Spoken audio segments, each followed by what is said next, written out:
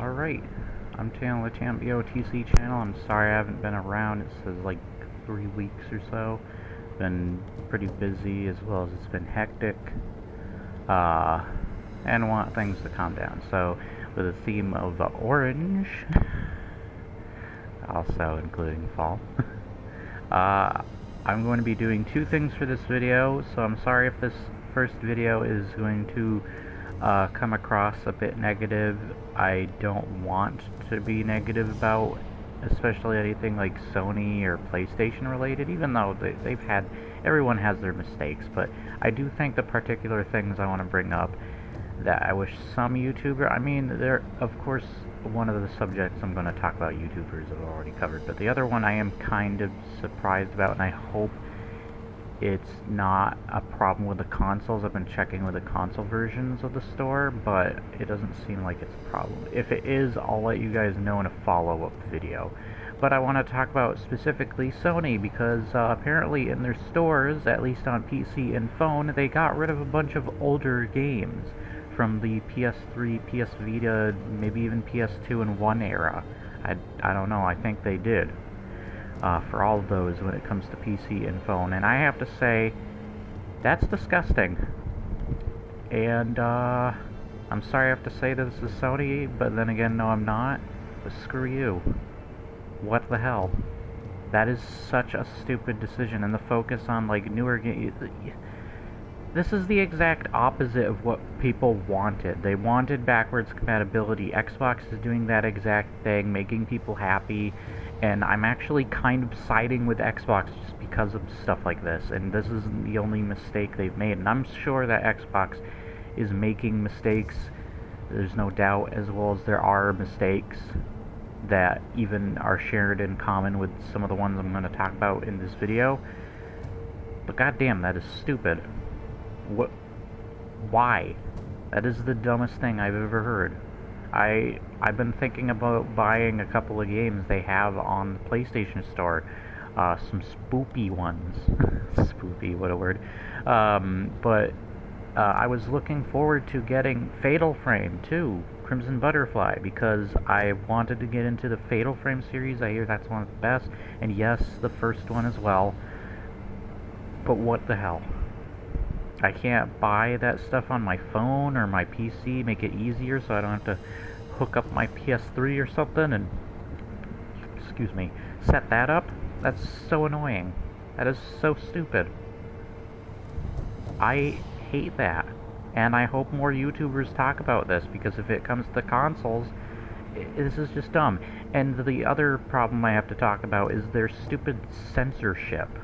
Like, what is the point of censoring a game when it's got a rating? It's got a rating that says M for mature. This is what the contents are that are mature, that make this rating mature. What is the point of censoring it? That is stupid. The rating alone should say something. Or you could just do what sticking COD Modern Warfare did. Modern Warfare 2, where it stinking had a warning at the beginning of the game. You could do that. That would be better than this crap, at least. Like, why? Or have, like, some sort of age restriction on the account or something. I don't know. Find a way. If anything, if parents let their kids do something they shouldn't, that's their fault. That is on their heads.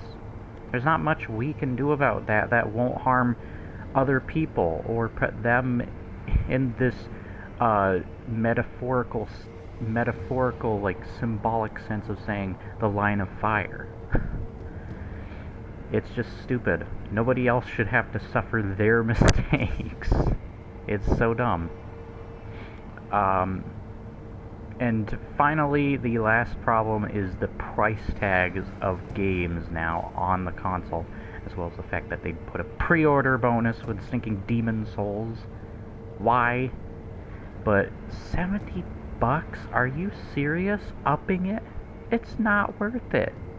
If we can't trust that if the console's going to live up to the expectations, or that it will truly be that much a big superior difference from PS4 and such, or that the games and or system won't have eventual problems in the future. And by the way, good job, Sony, with the stupid putting plastic over your demo versions of your consoles in stores when they're overheating. Congratulations with that stupid idea. Whether it's the store's fault or somebody else's, it's still stupid. And you know what, I might as well throw in Last of Us Part 2 as a problem that they caused. Another problem of theirs. Just as kind of a joke to that. But, god damn, these things are pretty bad, and they could be harmful to gaming if the other companies decide to get rid of a lot of the older games. This is just terrible. I hate this. It's disgusting, it's putrid. Blech. No, it leaves a sour taste in my mouth. I hate it. Other than that, there's just a couple of more fun things to keep lighthearted at the end of this video. I'm sorry I had to talk so negative. I'm really mad about this stuff. And by the way, this isn't the only company I have to cover, Ubisoft, because there's a lot of problems with Watch Dogs Legion, and Ubisoft Connect has been at least giving me a bunch of technical issues. I don't know if anybody else has suffered much, but I will look more into it. I'm checking into it more now, but so far, me and maybe a couple others are having the same problems. But I'll talk about that when the video and time comes. But I'm also sorry that I'm not doing much in this video. I don't really... Other than showing you the fact that these are your good news for today, other than Ghost of Tsushima, which I have to get PlayStation Plus set up. By the way, that's another problem. Put PS Now with PlayStation Plus, and don't make it so you have to stream the games. Just make the same deal as Xbox. I don't care if they say you're copying. At least it's something that makes people want to come and play your console. A little bit more than just exclusives. I think that Xbox is actually doing a lot of good and have really, like, kind of won me over. I know Bethesda isn't entirely trustworthy with especially some of the things they've done recently and Fallout 76. But, oh, Dave just messaged me. But, goddamn. So stupid. Just so stupid. Anyways, Sekiro and Ghost of Tsushima are probably competing as great Japanese games. With their settings and their background and everything, as they have added some new content. Sekiro has added these. These are kind of like the equivalent of messages, or seeing, they're called remnants, but you seeing ghosts of the previous players. And I guess they have kind of an emote thing. It's pretty cool looking, by the way. And each one is very different, or you might run into the same thing. And of course you can praise or not praise them. And make your own. So, I also have this. I don't know if this is something that... I don't know what that is. And I'm not sure if I want to use it in case it's important. Oh, I can't use it. Okay, interesting. But to... how do you get to these? There you go. You press on the pad.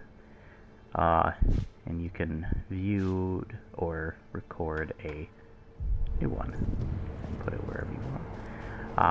Let's go to this first, though, because the next new thing they added is Reflection of Strength, where you can actually go and retake on all the bosses. These are things that Vadi actually talked about, and I was really excited for these.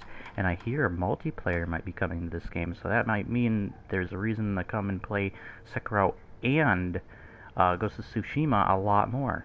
And I think Ghost of Tsushima is going to, like, I'm going to just tell you, like, there's a bunch of games that are going for my personal game of the year. And Doom Eternal and Ghost of Tsushima are, like, really up there for me. I really love both games. There's a couple others I'm going to have to go back into and think about, but those are the two biggest that I'm thinking about right now. I've also been enjoying a lot of new, a lot of Nintendo games I haven't gotten